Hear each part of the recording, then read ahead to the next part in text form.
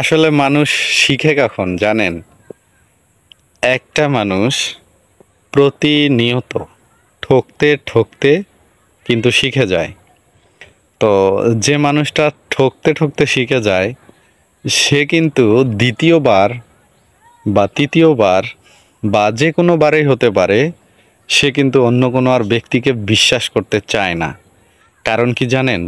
যে একবার ঠগে বা যাকে একবার ঠকানো হয় সে কিন্তু দ্বিতীয়বার কাউকে বিশ্বাস গ্রহণযোগ্যতা দেয় না।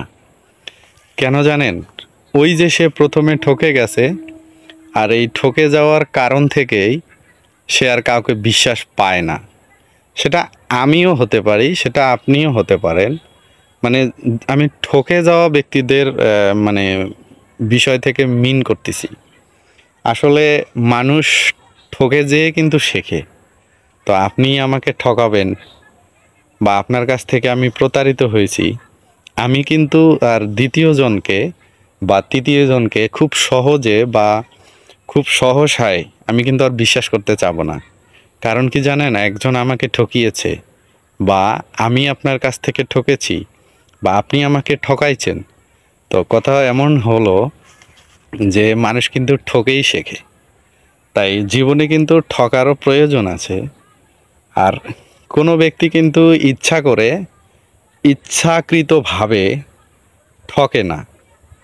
মানে পথ চলতে চলতে বা মানুষকে বিশ্বাস করতে করতে বা মানুষকে ভালোবাসতে গিয়ে মানুষ ঠকে যায়। আর এই ঠকাটাই কিন্তু সেই ব্যক্তিটাকে মানুষ চিনতে সাহায্য করে।